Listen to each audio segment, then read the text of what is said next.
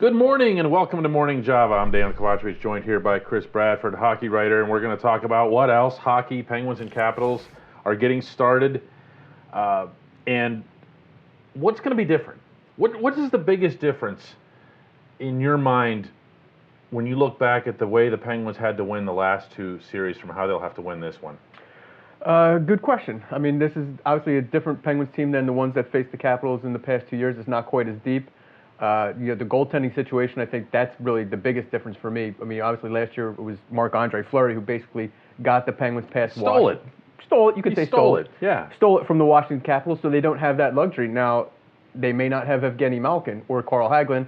I think that could be the biggest difference in this series that could swing it potentially in a Washington I don't know. To me, the biggest difference is on the Washington side. I look across, I mean, that 2016 Capitals team I thought was just stacked. I thought if they were ever going to win the Cup, if they were ever going to get past Pittsburgh, I thought that was the group. And then 2017, they still had a lot of those guys. They still had Marcus Johansson. They still had Carl Alsner. They still had Justin Williams. They had all these guys are people they lost last summer. So they replaced them. I think they've done a pretty good job of it. I think you could say this team is better than those teams because I think they've exceeded expectations.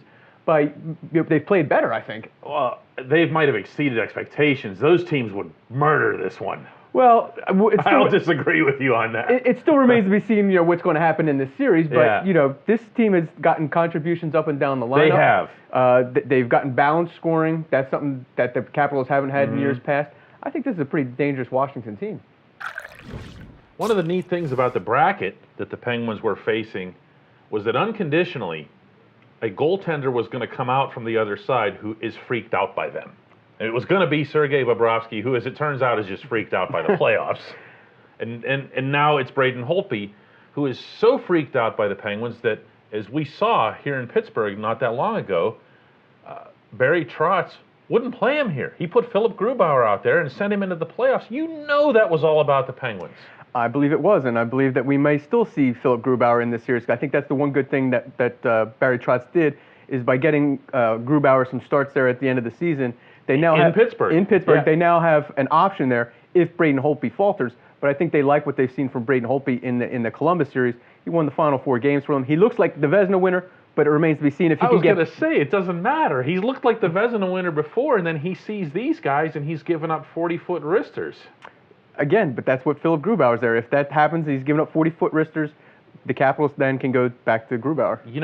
The Capitals look like a team that found faith in Holtby over the course of that Columbus series. You mentioned the results, but I saw some of it too in their intangibles. They looked like, Barry Trotz teams, they like to pack it in. He'll fill the middle of the rink, and he doesn't want them moving too much.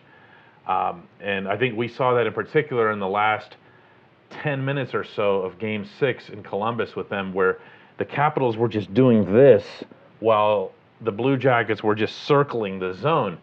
At the same time, they also took the gambles that they needed to score goals, and that means they believe in Holtby. Yeah, I think this team, when it's on its best footing, it has Braden Holtby. That's when they're putting their best foot forward. They're going to start this series with Braden Holtby. No question. I think they're a more confident team when he's in there. So me and this guy are sitting at Cranberry yesterday covering the practice, and he mentions that he's keeping an eye on Matt Hunwick, and I go, really? Why? Dude, why? Because I think there's going to be some subtle lineup changes. Really? I don't dismiss the fact that Matt Hunwick could get in there. I think, obviously, with Carl Hagelin and Evgeny Malkin's status, that's up front, but what about on Hunwick? that back end, because we saw what happened with Jamie Alexiak and Chad Ruhwedel in the Philadelphia series. I mean, Alexiak was barely playing. Chad Ruhwedel was fairly awful in the series, I thought. So I think that leaves at least open. You thought Ruhwedel was awful? I didn't see that. I thought that he had a couple of breakdowns, but for the most part, I thought he was solid on the puck and he took care of business in his own end. And he was out there for the penalty kill too. Don't forget, they're going to make the decisions, I think, about the defensive guys primarily on a penalty kill, especially against Washington. I think that's where the Hunwick thing might fall apart. You don't want him out there on the kill. They probably prefer Ruhwedel, but the Jamie Alexiak thing. Remember, he started the series against the Flyers playing on the PK. By the end, he was getting nothing and no minutes at all. Yeah, that was something that that I was surprised by. I looked at Alexiak's overall ice time, and it was down into 3 digits over the last 2-3 games of the series. A lot of that's just because it was transferred to Chris Letang, who basically never left the rink. No, surprisingly. No. And at the same time, I see Alexiak and Ruhwedel as at least having become a pair. They communicate, they understand what they're doing. And more than anything, man, why do you mess? They just beat the Flyers, and meaning as a collective here, okay? And Giroux, Simmons, Voracek just disappeared. They didn't even exist. Yeah. You have to give the defensemen some credit for that. You do, but I mean, they still lost 2 games. I mean, that was a Flyers series that I think everybody thought was going to go 4 games. And maybe if some things went the Penguins' way in Game 2, and the Penguins did play a pretty good game, they probably close that series out in 4. Instead, it goes 6 games, and you're into Game 6, the third period, where it was still uncertain as how it would unfold. Let's do a What's in Your Cup. That's, of course, the portion of the Java. When we get a good question, we'll take it on. There's a good one here from, I guess it's Jeppa, 53, Jeppa 53, who asks, someone please explain why the Penguins can't have a man shadow Ovechkin and play 4-on-3 hockey on the penalty kill. Is it some NHL rule that he has to be wide open at the point? It is a rule now. I don't know. We haven't seen much shadowing really since, what was it, Esa Tikkanen, and it was at Craig Janney in about 1989. You know, penalty kills are obviously a different thing. I mean, Alex Ovechkin is a great player, 600 career goals. You know, everyone says, why don't you stop him there on the left circle? It's what he does.